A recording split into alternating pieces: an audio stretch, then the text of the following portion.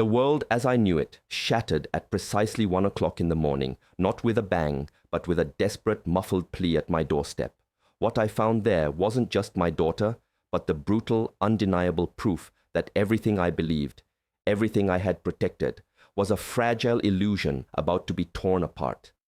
This isn't merely a story, it's a raw, unflinching descent into betrayal, a mother's desperate fight for justice, and the chilling realization that the monsters sometimes wear familiar faces. Once you truly grasp the depths of what unfolded, you'll understand why some lines, once crossed, can never be uncrossed, and why silence, in the face of such darkness, is a choice too devastating to bear.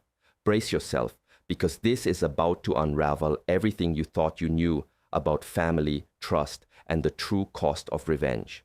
The midnight shattering. It was already the dead of night, past 1 a.m., and the lingering fatigue from a grueling shift pressed heavily on my shoulders. I had just turned off the blaring television, the screen flickering to black, and slumped onto my worn sofa, my eyes half closed in an exhausted haze. Being a police officer in this town wasn't always a dramatic affair, but that day had been particularly draining.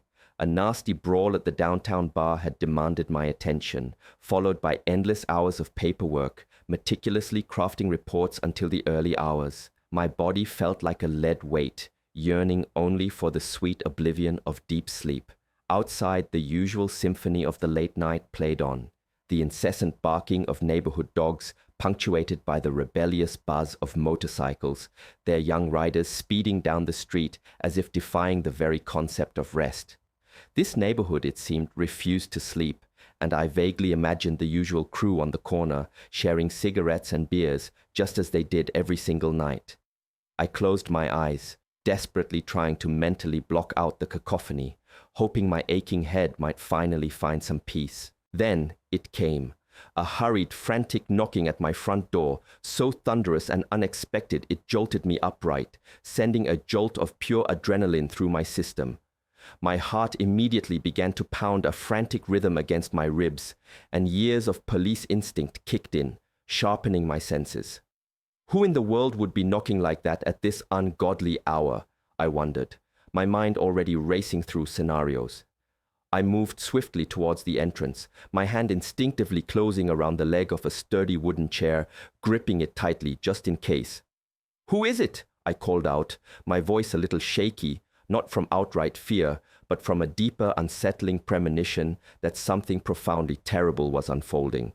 Silence was the only reply, followed by a couple more weak, hesitant taps, then a choked, trembling whisper that made my blood run cold. "Mom, open up, please."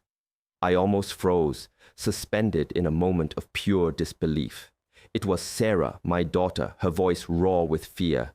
Without a second thought, my heart hammering against my chest, I fumbled with the locks, yanking the door open in a desperate rush. The instant the door swung inward, Sarah collapsed into my waiting arms, trembling violently like a wounded, cornered animal. I clutched her tightly, feeling her limp, fragile body, as if every last ounce of her energy had been violently drained. "Sarah, what happened to you, honey?" I whispered, my voice thick with a fear I hadn't known seconds before.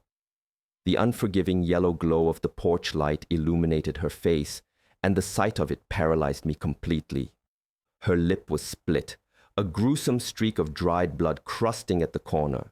Her left eye, swollen and a sickening shade of purple, was barely open, a sliver of terror visible beneath the bruised lid. She was clutching her stomach with both hands, a desperate attempt to conceal a deeper agony. "My husband!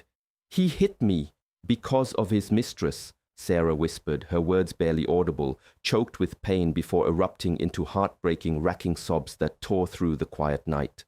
In that instant, I felt my blood boil with a furious, righteous rage, but simultaneously, my heart shattered into a million pieces.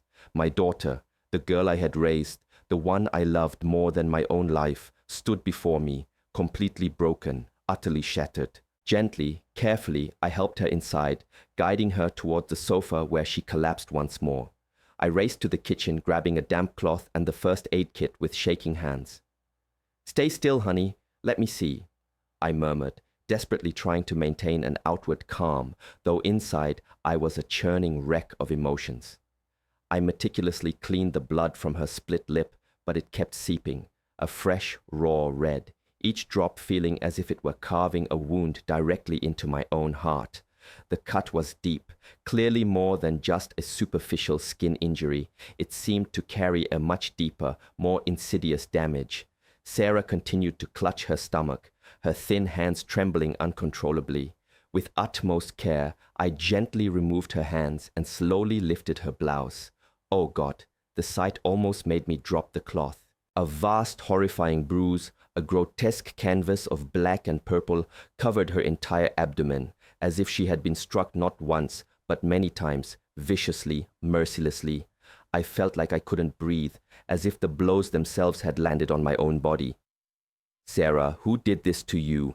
It was Robert, wasn't it?" I asked, my voice barely a whisper, trembling with a mixture of raw pain and burgeoning fury. Sarah offered no answer, only continued to cry, her desolate sobs shattering the oppressive silence of the house. Without a moment's hesitation, I snatched up the phone and dialed the number etched into my memory, the town's emergency room. "Dr. Figueroa, please get ready. I'm bringing my daughter over," I said, my voice urgent, devoid of any pleasantries. My own car was unfortunately in the shop getting its brakes repaired, so I immediately called a taxi. While we waited, I sat beside Sarah, covering her with a soft blanket to ward off the chill. Her cell phone, which she had carelessly left on the table, wouldn't stop lighting up. Out of the corner of my eye, I caught a glimpse of 7 missed calls from Robert, along with several chilling messages that flashed across the lock screen. "Open your mouth if you want to lose everything." The blood rushed to my head, a hot wave of pure, unadulterated rage. I reached out to grab the phone, desperate to see more, to understand the full extent of his cruelty. But Sarah, despite her weakness, snatched it away from me in a sudden, panicked movement. "Mom, don't look. It's nothing," she pleaded, her eyes wide with a terror that suggested merely touching that phone would make her fragile world completely crumble. I didn't press her. Instead, I just squeezed her trembling hand, attempting to offer some comfort. "I'm here, honey. Nothing is going to happen to you," I whispered, though deep down, I knew this situation had already spiraled too far out of control. Seeds of justice. When the taxi finally pulled up, I gently helped Sarah inside, supporting her fragile body with one arm while clumsily carrying a small bag with the other. The ride to the hospital felt interminable. Sarah remained hunched over, her head resting heavily on my shoulder, repeating a heartbreaking refrain over and over again. "Forgive me, Mom. I didn't want to bother you at this hour, but I couldn't take it anymore. I had to run here." Each word she uttered was like a fresh stab in my heart. I was her mother, the one who had promised to protect her throughout her entire life. And now here she was, seeking refuge in the dead of night, broken and battered by the very man I had once trusted. The taxi screeched to a halt in front of the hospital, where the cold, stark white light of a neon sign illuminated the words, "Emergency Room." I helped Sarah out, my daughter, who could barely stand. Her body continued to shake uncontrollably, and she clutched her stomach as if holding on to her last shred of strength. I squeezed her hand, trying to mask the frantic beat of my own heart. "I'm here. Don't be afraid," I whispered, though a cold dread had settled deep within me too. Dr. Leticia Figueroa, on duty that night, was already waiting for us at the door. Her gaze moved from Sarah to me, a worried expression etched on her face, but she said nothing, simply motioning for a nurse to guide my daughter to an examination room. My feet felt as heavy as lead as I followed. When the nurse gently removed Sarah's thin jacket, I almost gasped aloud. Beyond the visible bruises on her face, her shoulders and wrists were marred by an array of cruel marks, purple and reddish bruises, silent accusations against her assailant. I stood there, motionless, gripping the edge of a nearby table, struggling to contain the burning rage that threatened to consume me. "What did this bastard do to you?" I thought, but dared not voice it, fearing it would trigger another wave of Sarah's heart-wrenching tears. Dr. Figueroa meticulously noted each injury, her face grave.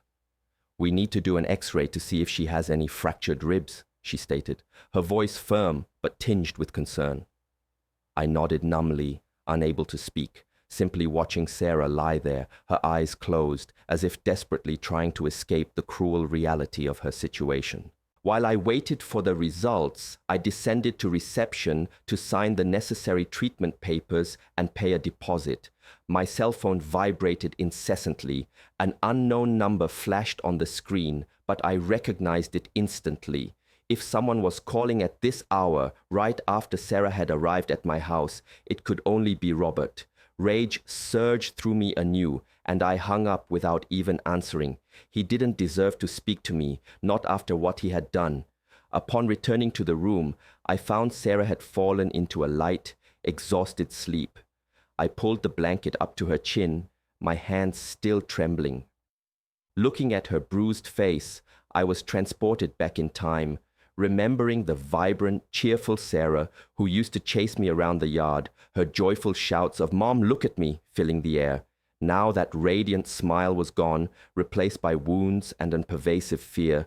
I sat by her bed watching her sleep, my heart in pieces. I was her mother. I had sworn to protect her, and yet I had allowed her to fall into the clutches of a man like Robert. Self-blame gnawed at me, but at the same time, a fierce flame of determination ignited deep within. I wouldn't allow my daughter to suffer like this ever again. After they administered an IV and ensured her stable condition, I took Sarah home.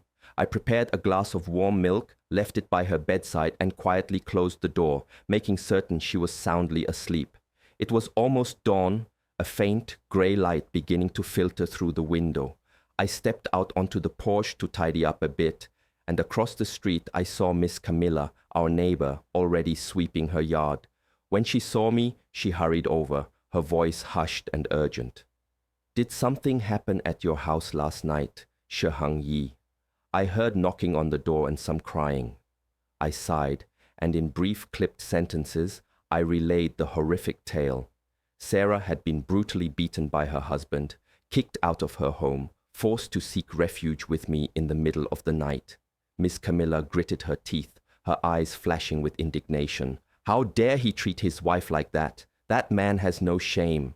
I simply nodded, unable to add more, but I felt a small comfort in knowing I had an ally. Suddenly a thought struck me. "Hey, Miss Camilla," I asked, "could your camera have recorded anything last night?" She nodded immediately, pulling out her phone and opening an app to show me the video.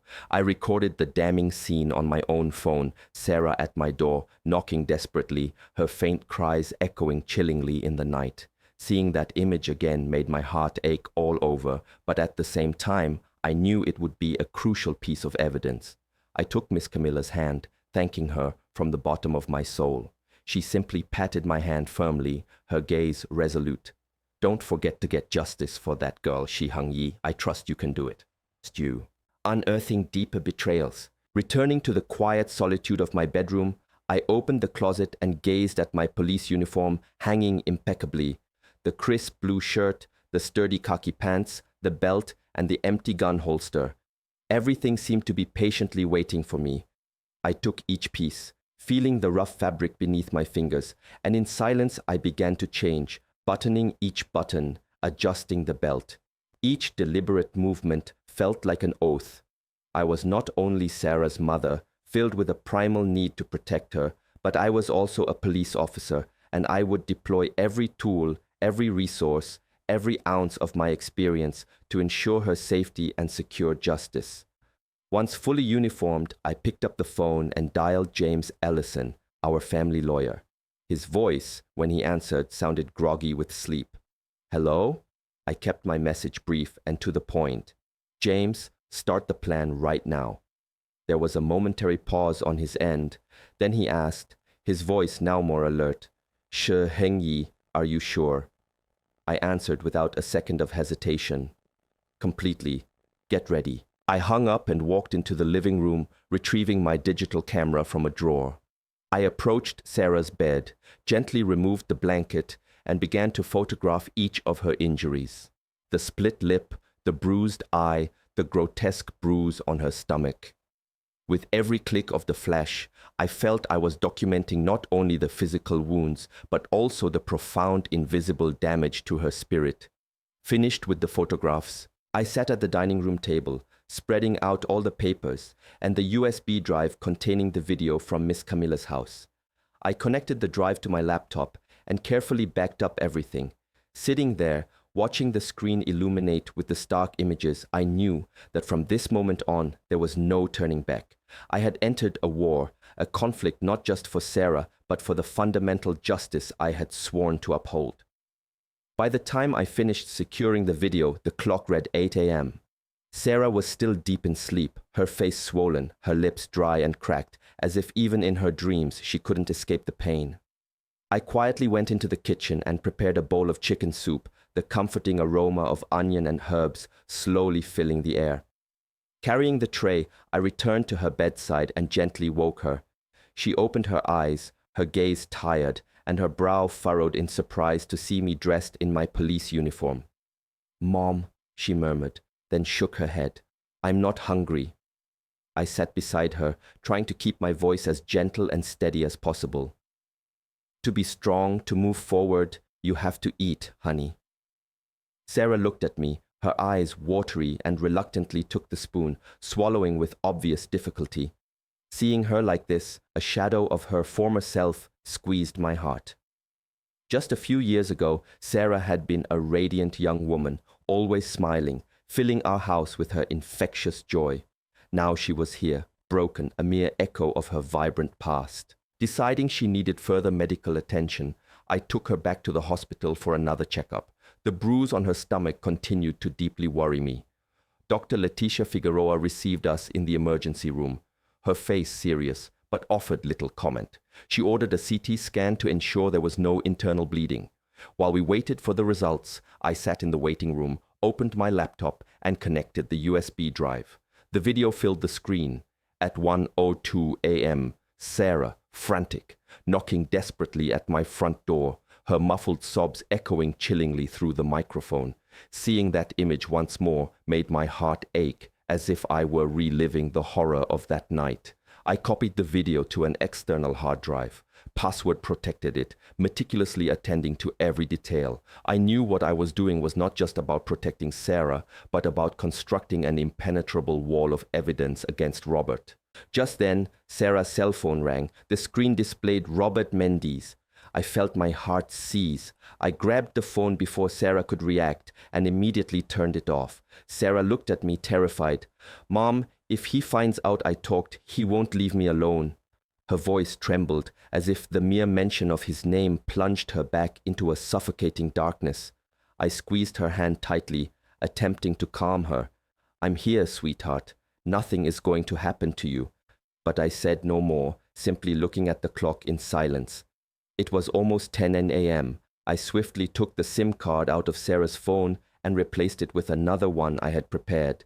I didn't want him to find her. I didn't want him to have the chance to threaten her ever again. The CT scan results arrived a few minutes later, confirming that Sarah had suffered several severe soft tissue contusions, but mercifully no internal bleeding. I let out a breath I hadn't realized I was holding, but the relief was fleeting. The wounds on Sarah's body would eventually heal, but the ones in her soul I knew would require a much longer, more arduous recovery. I took her home and immediately called James Ellison, the lawyer. "I have the medical records and the video from the neighbor's camera," I told him bluntly. He scheduled a meeting at his office for that afternoon to consolidate all the evidence. Meanwhile, Miss Camilla arrived with a pot of still hot chicken broth. "This is for Sarah to get her strength back," she said with her warm, comforting voice. "If you need a witness, count on me." I looked at her, feeling her sincere support, and my heart felt a little stronger, a little less alone. In the afternoon, Sarah tried to rest, but she would wake up startled from recurring nightmares. I sat by her side, trying to calm her, but she merely babbled fearfully. Robert pushed me and Denise. She was in a corner, mocking me. Hearing this, I felt the blood rush to my head. "Who is Denise?" I demanded, my voice shaking with a fresh surge of rage. Sarah explained in a weak voice that Denise was Robert's mistress, that she had brazenly come to their house multiple times, shamelessly flaunting herself, provoking Robert to unleash his anger on Sarah. Her story was like a knife twisting in my heart. I had shared meals at the same table as Robert. I had genuinely believed him to be a decent man who would care for my daughter. Now, it turned out he was not only cheating on her, but allowing another woman to humiliate her in her own home. Sitting by the bed, I took out my cell phone and took close-up pictures of the bruises on Sarah's wrists, intentionally including her watch to show the exact time. With every picture I took, I felt I was not only documenting the physical wounds, but also the profound, invisible pain my daughter carried. I knew these photos would be crucial evidence, but they were also a stark reminder of the unwavering resolve needed to protect her. Later that afternoon, I took Sarah to James's office, carrying a portfolio packed with all the evidence I had meticulously gathered. He opened it, laying everything out on the table. The vivid photos of the injuries, the detailed medical report, and the damning video on the USB drive. James nodded, his voice firm. "This is a pretty solid foundation. Now we just need to prove public adultery, and he'll have nowhere to run." I gripped the handle of my purse, knowing precisely what my next step had to be. I was no longer just a grieving mother. I was a cop, and I would use every tool, every law, every bit of my authority to make Robert pay. A network of allies and unveiling deceit. That night, I didn't take Sarah back to my house. I couldn't risk her being in a place where Robert might find her. Instead, I left her at Miss Camilla's house, my trusted neighbor, who opened her doors without question and promised to keep a vigilant eye on her. I returned home alone, my heart heavy with the weight of the coming fight. I shed my police uniform, exchanging it for an old jacket and jeans, aiming to blend in, to appear as an ordinary person, not an officer on the hunt for evidence. I retrieved my digital camera from a drawer, checked its battery and memory card, and then left in my old car. With every turn of the tires, I was reminded that this was not a simple trip. It was an inevitable confrontation, the first skirmish in a war, not just for Sarah, but for the justice I had sworn to uphold. I parked my car in a dark alley near Archer's Bar, the place Sarah had mentioned Robert frequented. The garish neon light from the establishment cast a lurid glow across a segment of the street. I hunched down in the car, camera in hand, waiting patiently. Around 8:05 p.m., Robert's silver truck appeared, its headlights momentarily sweeping across the alley. My heart quickened, but I remained calm, flicking on the camera. Ready. A few minutes later, a woman emerged from the corner. She wore a tight red dress, her lips painted a deep, provocative color, a cigarette held delicately between her fingers. She walked with an air of practiced confidence. I recognized her instantly. It was Denise Salgado, the woman Sarah had spoken of, Robert's mistress, the one who had so cruelly contributed to my daughter's suffering. Robert switched off the engine, got out, and opened the door for Denise, wrapping his arm around her waist with sickening familiarity. Seeing him, my blood boiled. He, the man who had sat at my dinner table, who had called me mother-in-law, was now openly embracing another woman while my daughter lay in a bed of bruises. I snapped picture after picture, the neon light from the bar starkly illuminating their faces. Each photo was like a stab, a fresh wound, but also another crucial piece in the complex puzzle I was painstakingly assembling to unmask him. I followed them from a distance to a small hotel adorned with a flashing red light sign. I kept my distance, only taking a couple more photos of them entering the lobby hand in hand. Then I drove around to the parking lot, capturing a clear picture of Robert's truck's license plate, ensuring that a nearby digital clock was visible to mark the exact time. Each photo was a bullet, and I knew I was gathering the ammunition that would leave him with no escape. Upon arriving home, I immediately opened my laptop and meticulously moved all the photos into a special, password-protected folder. I called James, the lawyer, my voice imbued with a determination I couldn't hide. "I have the photos of his infidelity. You can see their faces. You can see the car's license plate," James responded with a firm voice. "Excellent, Shiheng Yi. Keep them safe. Don't let him know you have them." I nodded. though he couldn't see me, feeling a sense of grim relief, knowing I was one step closer to justice. Just then my cell phone vibrated. It was Sarah calling from Miss Camilla's number. Her voice sounded distressed. "Mom, he just called a friend of mine to ask where I am. When she told him she didn't know, he threatened her too. I'm so scared." Hearing Sarah, my heart constricted. My daughter, though she had physically escaped Robert, was still being tormented by his insidious threats.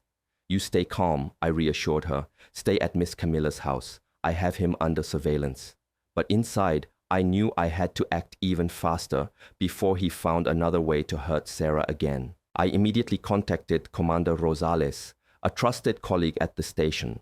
I presented him with all the evidence I had gathered: the video from Miss Camilla, Sarah's comprehensive medical history, and the newly acquired photos of the infidelity. "I need you to send a patrol to watch the neighborhood, especially Miss Camilla's house," I said, my voice hard and unwavering. Rosales agreed without hesitation, but not without a warning. "Shiheng Yi, what you're doing is very dangerous, but if you have enough evidence, I'm sure you'll win." I thanked him and, just in case, gave him a copy of the infidelity photos. That night, sleep completely eluded me. I sat at the dining room table, meticulously organizing all the data into separate files: proof of the injuries, the camera video, and the damning photos of the infidelity. Each file was like an accusation, one more step towards bringing Robert's hidden transgressions to light. But in my heart, I couldn't shake the deep, abiding pain. I had once considered him a son. I had truly believed he would protect Sarah, and now not only had he betrayed her, but he had dared to raise a hand to her, to threaten her, all for another woman. That pain, like a deep, festering cut, hurt me every time I thought about Sarah's bruises. The next morning, I took Sarah to Anais Kuroga, a psychologist James had highly recommended. Sarah desperately needed help to overcome the profound trauma of the days, perhaps even months, of abuse. I waited in the waiting room, my heart heavy, watching my daughter walk into the office, her shoulders slumped, her steps slow. It felt like a stone in my chest. I, who considered myself a strong mother, a tough cop, had failed to protect her from the man I had once trusted. That pain, like a slow-burning fire, gnawed at me every time I recalled Sarah's bruised face. While I was sitting there, my phone vibrated. It was Romero Alcazar, the head of the Public Property Registry, a man I knew from some previous professional dealings. His voice sounded grave and a little rushed. "Mrs. Shiheng Yi, it's not wise to talk much on the phone, but I just saw your name and your daughter's on a land transfer file. Something strange. If you have time, you should come by." I frowned, utterly bewildered, not understanding what he could possibly be talking about. Sarah and I hadn't done any transfer paperwork. A sudden, terrible feeling made me stand up immediately. I quickly told Anise I would return for Sarah later. When I arrived at the public registry, Romero discreetly motioned for me to enter his office. He opened a file, his brow furrowed with concern. "There's something very strange here. This land was transferred to a Denise Salgado last week, but since you didn't call me to confirm, I found it odd." I froze, a cold dread washing over me. "It can't be," I exclaimed, my voice choked with disbelief. "Sarah and I never signed anything." Romero shook his head and handed me the file. "The signatures are here, with your name and your daughter's, and the transaction is already filed." I took the papers, my eyes scanning the shaky signatures, which bore no resemblance to ours. I immediately asked, "Who came to deliver these papers?" Romero replied in a low voice. "The employee told me it was your son-in-law, Robert. He said you had asked him to handle it because you were busy." Hearing that, I felt my blood boil with an intensity that threatened to overwhelm me. Robert had not only hit Sarah, not only cheated on her, but he had dared to forge our signatures to steal the land, my father's inheritance, the property my family had cherished for years. I struggled to maintain my composure and asked Romero for a photocopy of the file. He sighed, adding, "Someone from in here surely helped him with the paperwork." Before I left, he whispered, "Shiheng Yi, this is dangerous. Be careful that no one in the office knows I told you." I nodded, thanked him, and promised not to betray his trust. But inside, I felt like I was walking on pins and needles. Robert was not just a violent man. He was a cunning manipulator, willing to do anything to get his way. Public opinion and private threats. In the afternoon, I went to pick up Sarah from her therapy session. She looked tired, but her gaze was no longer one of sheer panic. I took her directly to Lawyer James's office, carrying the crucial photocopy of the forged papers. James reviewed them carefully, tapping the table with his fingers, and then said firmly, "This is the final nail in the coffin. Now we also have irrefutable proof of fraud, enough for him to have no escape." Sarah, sitting silently beside me, listened, her eyes slowly filling with tears. "Mom, he dared to forge the signatures to steal Grandpa's land," she said, her voice trembling with a mixture of pain and indignation. I took her hand and squeezed it, trying to impart some of my strength, but I too was battling my own profound pain. That land wasn't just a property, it was a memory, a testament to my father's sweat and hard work, something our family had cared for generations, and Robert had dared to trample all over it, purely for his ambition and betrayal. That night, I met with Commander Rosales and gave him the copy of the fake papers. He nodded, his gaze serious. "Your evidence is very solid. I assure you, he won't get away." I thanked him, but a heavy weight still pressed on my heart. When I got home, I meticulously locked all the documents in the small safe in my bedroom. The clock showed almost midnight, but sleep was a distant luxury. I sat in the dark, thinking about Robert, about the monstrous things he had done to Sarah, to our family. That pain, like a slow burning fire, both tormented and drove me.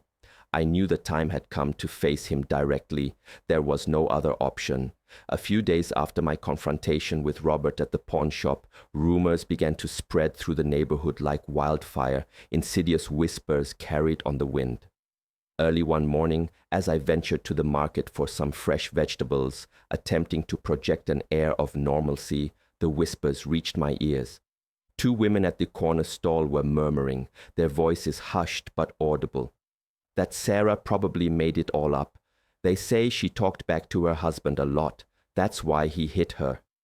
I walked past them, and they immediately fell silent, but their judgmental gazes followed me, as if I were the one causing trouble. In the cafe next door, an old man sipped his coffee, shaking his head. Shiheng Yi is now using her badge to screw over her son-in-law. Hearing that felt like a dagger twisting in my chest. These people who greeted me every morning, who had smiled warmly at Sarah when she was a child, now so easily believed Robert's lies.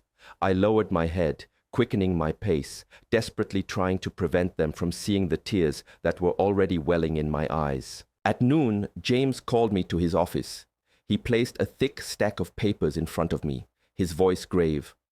Robert just hired Hector Valdivia, a renowned lawyer from Mexico City. He filed a countersuit. He claims Sarah made everything up to extort him and that you're abusing your authority as a police officer. I picked up the lawsuit, seeing Valdivia's signature in fresh blue ink. The words on the paper were like direct accusations against Sarah and me, portraying us as the villains, the ones attempting to ruin Robert's life. Sarah, sitting beside me, turned visibly pale. "Mom," she said, her voice trembling, "he wants to make me out to be a liar." Seeing her anguish, my heart clenched. Sarah, my sweet daughter, now had to endure not only the physical bruises, but also the cruel slander of the man she had once loved. I took her hand and squeezed it, trying to give her some of my strength. But inside, I felt an indescribable pain. I had always believed this town, where I was born and raised, would stand on our side. But now, it seemed the entire world was turning its back on us. Later that afternoon, I took Sarah to Miss Camilla's house. As we passed through a narrow alley, I spotted Robert's two henchmen standing there, smoking, their eyes fixed on us with malevolent stares. One of them lifted his chin and said, his voice dripping with sarcasm, "Be careful. People around here believe Robert more than you." I didn't respond, merely squeezed Sarah's hand tighter and ushered her quickly into the safety of Miss Camilla's home. But those words were like stones, thrown directly at my heart, making me feel more isolated than ever. I immediately called Rosales to inform him of the explicit threat. He promised to reinforce patrols at night, but even his voice sounded worried. Yi, be careful. That guy is trying everything to turn the situation around. I nodded and thanked him, but deep down, I knew I was walking a very dangerous path. That night, I went to the corner store to buy something to eat. The owner, an acquaintance of many years, discreetly led me to a quiet corner and whispered, Yi, be careful. People are saying all over town that you made everything up to take the land from your son-in-law. Hearing that, a chill ran down my spine. The people who had been my neighbors, with whom I had shared countless stories, now believed I was a schemer, a conniver.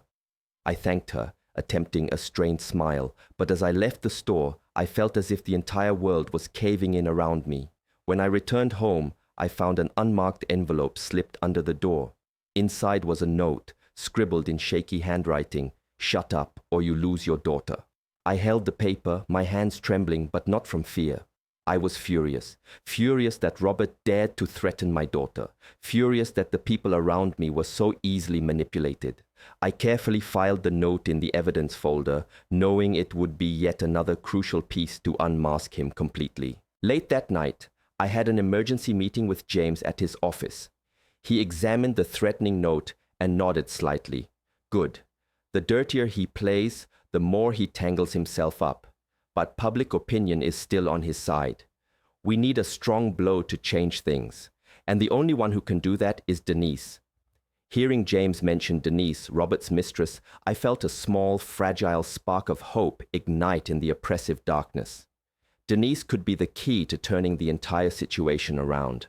But at the same time, I knew bringing her to our side would be anything but easy. I stood there in the dim light of the office, thinking about Sarah, about the bruises on her body, about the suffocating lies that were threatening to bury us both. That pain, like a slow burning fire, tormented and drove me at the same time. I was not going to let Robert win. I was not going to let his lies hide the undeniable truth. The unlikely alliance. The day after the tense confrontation at the pawn shop, I discovered that Denise, Robert's mistress, often frequented a small, unassuming bar at the very end of Hidalgo Street. I knew this was my chance to strategically change the course of the game, to turn the tables on the hand Robert so smugly believed he had won. I donned a baggy jacket and a baseball cap, doing my best to go completely unnoticed. As I entered the establishment, the raucous sounds of ranchera music blared. Thick cigarette smoke hung heavy in the air, and the cloying scent of stale beer and tequila permeated everything. I chose a table in the darkest, most secluded corner, sat down, and kept my eyes fixed on the entrance. I didn't want to be recognized. I certainly didn't want any of Robert's cronies to spot me before I had a chance to speak with Denise. Around 10 p.m., she finally appeared. Dressed in a short, tight dress, her lips painted a deep, bold red, and a cocktail held loosely in her hand, she walked with a confidence that seemed somehow forced, almost brittle. I watched her, feeling a complex mix of anger and a strange pity. This was the woman who had contributed to my daughter's suffering, yet at the same time, I knew she was also just another pawn in Robert's cruel game. I took a deep breath, rose from my seat, and quietly sat down across from her. Denise raised an eyebrow, her voice immediately defensive. "And who are you?" I didn't answer right away. Instead, I simply placed an envelope on the table between us. Inside were copies of the fake land papers Robert had so cunningly orchestrated, along with a bank statement for Denise, revealing a daunting pile of accumulated debts and the imminent risk of foreclosure. I looked her directly in the eyes, my voice sharp and unwavering. "I'm Robert's mother-in-law. If you stay on his side, you'll go down with him. But if you cooperate, you'll save yourself." Denise let out a mocking laugh, but it died on her lips as soon as she opened the envelope and saw the damning papers. She turned visibly pale, her gaze faltering as she saw the forged signature on the transfer documents and the stark red numbers detailing her crushing debts. I continued, my voice cold but firm. "The police commander already knows everything. As soon as the trial starts, you'll be called to testify for fraud, and you could even face a serious sentence. Is that what you truly want?" Denise remained silent for a long, tense moment. The hand holding her cocktail was trembling uncontrollably. She downed her drink in one gulp, as if seeking courage, and then spoke, her voice shaky but clear. Robert promised me he'd give me a share of the land. He said everything would be fine, that I would have it all, but now I understand he just used me. Hearing her, a sliver of pity stirred within me. Denise, though misguided and complicit, was clearly another victim of Robert's ruthless manipulation, but I didn't let my emotions get the better of me. I looked at her intently. You have one last chance to get out of this clean. Tell the truth at the trial. I will take that into account. Just then, the bar door swung open with a creak, and Robert's two henchmen walked in. They scanned the room, their eyes quickly locking onto me, sitting with Denise. They began to approach, their faces hostile and unfriendly. Without hesitation, I took my police badge out of my pocket and deliberately placed it on the table. Want to try something? Go ahead. The dim light of the place glinted off the badge, and the two men stopped dead in their tracks, slowly backing towards the door, their eyes still full of simmering hatred. Denise was breathing heavily, pale as a sheet, clinging desperately to the edge of the table. I looked at her and said in a grave but determined voice, "See? Robert can't protect you. He's only going to drag you down with him." Denise bit her lip, her eyes torn between palpable fear and a burgeoning flicker of determination. Finally, she nodded. "Okay, I'll testify, but you have to promise me I'll be safe." I didn't promise much, only nodded. "If you do the right thing, I'll do everything I can." Instantly, I called Rosales, explained the urgent situation, and asked him to secure a safe apartment on the outskirts of town for Denise to hide in. Leaving the bar, I walked down the cold, dark street, the wind making me shiver, but inside I felt a great, quiet relief. I knew the battle had finally turned. Robert had just lost his most important piece. The reckoning in court. The morning of the trial, I woke before dawn, at precisely 5 a.m., when the sky was still a deep, inky black. I went to the kitchen and made a light chicken broth, the gentle, savory aroma seeming to want to calm the intense tension that permeated every corner of the house. I carried the tray to the bed where Sarah was still sleeping. Seeing her there, her face still a little swollen, her lips dry and cracked, squeezed my heart anew. I woke her gently, whispering, "Eat something, honey, so you'll have strength for today."